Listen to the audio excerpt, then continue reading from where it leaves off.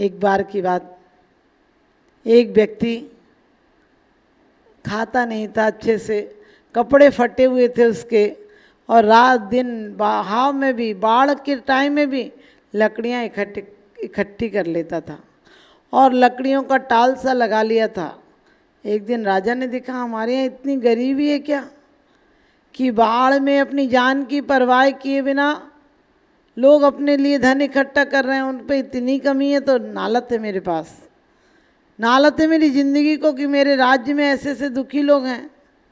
और राजा ने वेश बदल कर दूसरे दिन उस व्यक्ति के पास गया और कहने लगा तुम क्या इतने गरीब? उसने कहा हाँ मेरे को एक दिक्कत है उसके लिए जोड़ रहा हूँ। उन्होंने कहा क्या जोड़ रहे हो? उन्होंने कहा, उस व्यक्ति ने कहा कि मेरे यहाँ एक बैल नहीं है, एक बैल को खरीदना है मुझे, उसके लिए जोड़ रहा हूँ। राजा ने भेष बदल कर कहा था कि तुम आना, हम राजा से अपील करेंगे, जबकि वो राजा ही था लेकिन भेष बदल कर गया था।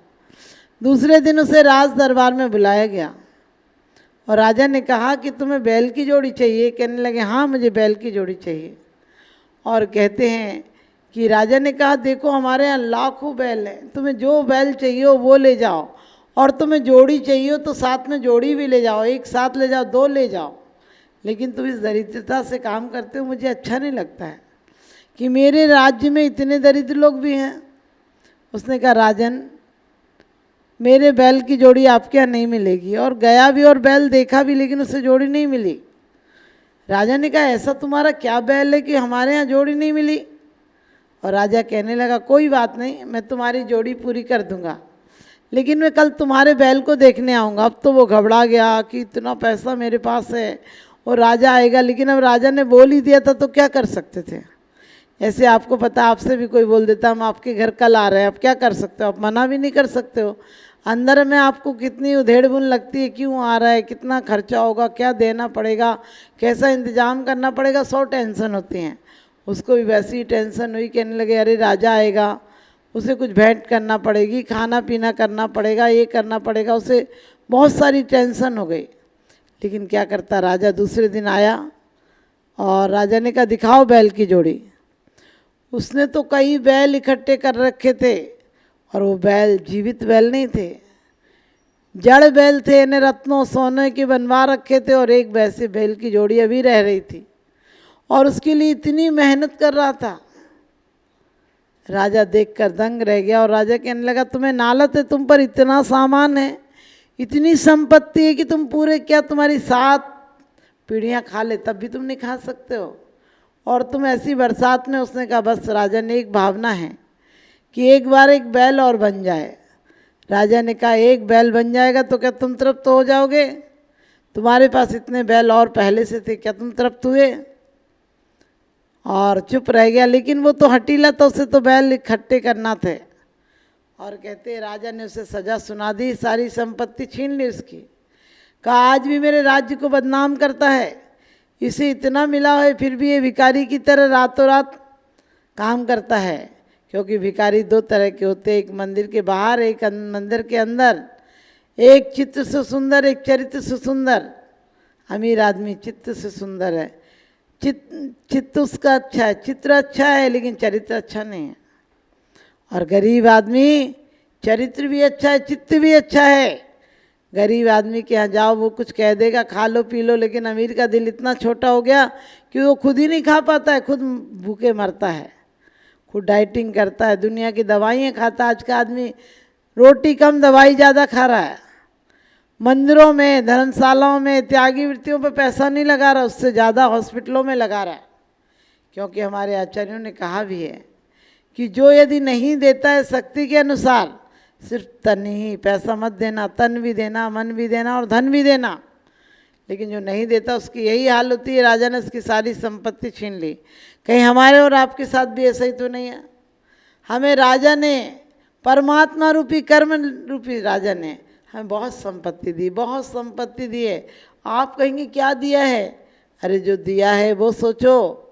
तुम्हारे पास सुंदर पैर हैं, किसी को तो पैर भी नहीं है और बैसाखी भी नहीं है। तुम्हें हाथ दिए हैं लेकिन किसी पे तो हाथ भी नहीं है और दान देने को पैसा भी नहीं है। तुम्हें आंखें दी हैं, किसी की तो आंखें तक नहीं है। तुम्हें जुबान दी है भक्ति आराधना के लिए, किसी पे तो जुबान तक नहीं है। और लेकिन फिर भी तुम सत्य से अनभिज्ञ हो। जब भी कोई लाश निकलती है तुम अपने बच्चे को अंदर कर लेते हो, कहते देखना मत देखना मत। क्यों नहीं देखना? डरे कहो बच्चे से देख। बुद्ध को नहीं दिखाया था इसीलिए सन्यासी हो गए बुद्ध। यदि दिखाया होता तो अभ्यासी होते। हम मंदिरों के आसपास अहिंसा परमो धर्मा के बोर्ड लगाते हैं, अहिंसा है क्या? हमारे किसी कार्य में अहिंसा है कि नहीं? आप ये भी देखो, लोग कहते हैं तो ग्रस्त हैं। हमने कहा ग्रस्त से ही बीजारोपण होता है। ग्रस्त यदि अहिंसा पूर्वक अपनी क्रियाएं करे, यदि ग्रस्त अपने 5 अनुव्रतों को भी ले ले तो श्रावक तुल्य हो जाता है। समंत्र भद्र स्वामी कहते हैं वो सामायिक के समय ऐसा हो जाता है, चैलोप सृष्टि मुनिदेव, जैसे वस्त्र डाला हुआ मुनि हो, इतना आत्म ध्यान में लीन हो जाता है। और देवताओं के यहाँ भी चर्चा हो जाती है, देवताओं के यहाँ भी पुण्यवानी हो जाती है कि वो व्यक्ति जैसा पुण्यशाली नहीं है। आप पुण्य स्मृति मनाते हो, क्या होती है पुण्य स्मृति? किसी के मर जाने पर पुण्य स्मृति होती है। वो बेचारा मर के दाने दाने को तड़फ रहा है, नरक में चला गया, तुम उसके नाम से लड्डू बंटवा रहे हो, वो मरण भोज करा रहे हो। किसी की शक्ति नहीं हो, कैसे करेगा? चाहे बेटों की शादी हो, चाहे बेटियों की शादी हो, चाहे मरण भोज हो, हमें ये सब कुरीतियाँ बंद करना चाहिए। कहते हैं उठो बंधु अब तुम जागो, उठो बंधु अब तुम जागो। जैन धर्म अपनाना है और वाद विवाद में नहीं उलझना, शादवाद अपनाना है, शादवाद को लाना है। हम एक पुरानी कुरीति पीढ़ियों को छोड़ दें। हम वही लकीर पीट रहे हैं, ऐसे करना होगा, ये व्रत करना होगा, ये व्रत करना होगा। अरे व्रत करेंगे वृत्ति भाव से करेंगे, विरक्त भाव से करेंगे, आसक्त भाव से व्रत नहीं किए जाएंगे।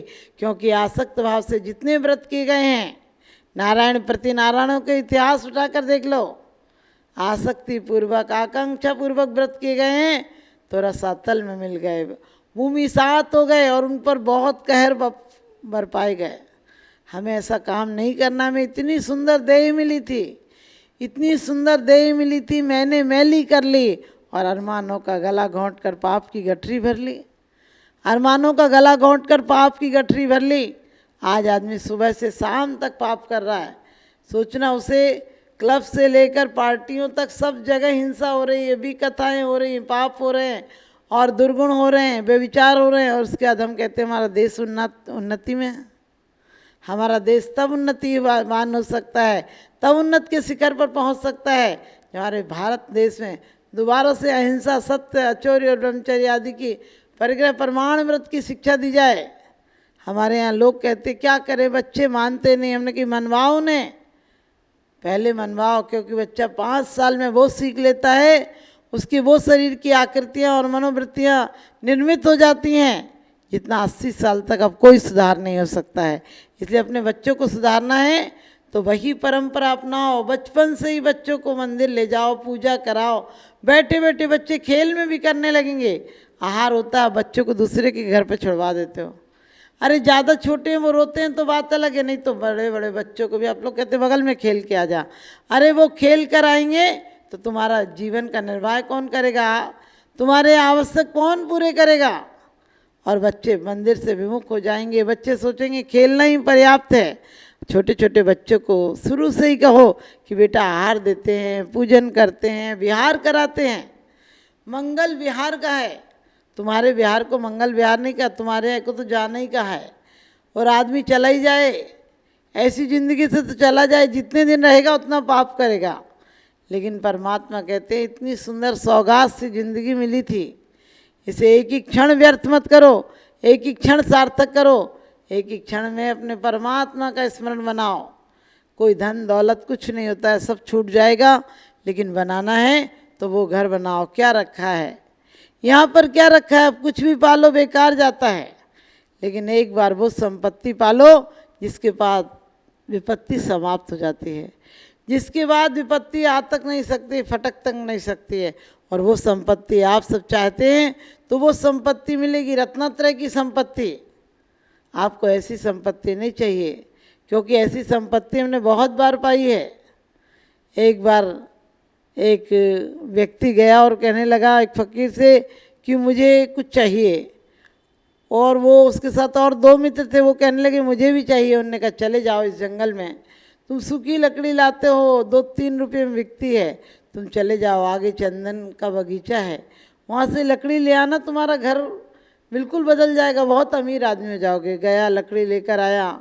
लकड़ी लेकर आया तो उसने देखा कि लकड़ी तो चंदन की थी, और चंदन की लकड़ी थी तो घर सुगंधमय हो गया। आप भी चंदन की चुटकी भली मूर्ख बड़ा न काट, चंदन की चुटकी भरी लकड़ी भरा न काट। चंदन की चुटकी भली और लकड़ी भरी न गांठ, और मूर्ख तो लाखों बुरे और ज्ञानी एक ही बात। ज्ञानी एक भी हो तो अच्छा है, मूर्ख क्या करेंगे, एक ही के पीछे 60 घूमते हैं, लेकिन कोई फ़ायदा नहीं। एक ज्ञानी पैदा करो, एक ऐसा पैदा करो कि आपको पता है कमाल की तरह हो जाए, कबीर की तरह हो जाए, महावीर की तरह हो जाए, बुद्ध की तरह हो जाए। ये सब महापुरुष हैं। इन महापुरुषों के लिए हमने कितना टाइम दिया है, इन महापुरुषों के आचरण अनुसरण करने के लिए हमने कितना चित्त लगाया है। यदि नहीं लगाया है तो हमारा जीवन व्यर्थ गया है। जीवन के व्यर्थता का बोध हो जाए, यही सार्थकता की शुरुआत है। हम सबको व्यर्थता का बोध हो कि चाहे जीवन में जितनी भी दौड़ लगा लो, एक दिन मरघट ठिकाना है, ये सराय खाना है, यहाँ सबको एक दिन यहाँ से जाना है। हमारी ज़िंदगी हमें सौगात की तरह मिली और अभी भी कोई दिक्कत नहीं है। आचार्यों ने तो कहा अंत भला तो सब भला।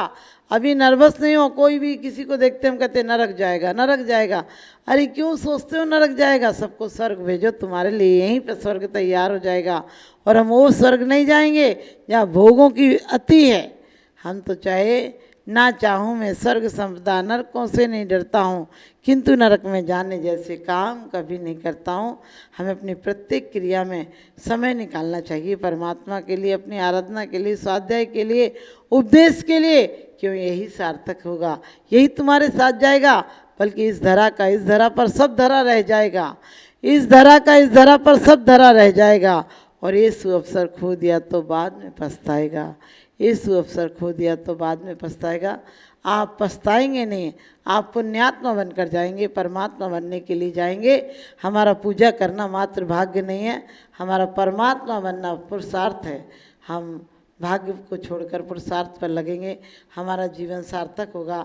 एक दिन हम भी पूजा करते करते पूज्य हो जाएं, ऐसी भावना हमारी होना चाहिए। इन्हीं शुभ भावनाओं के साथ आपको शुभ आशीष।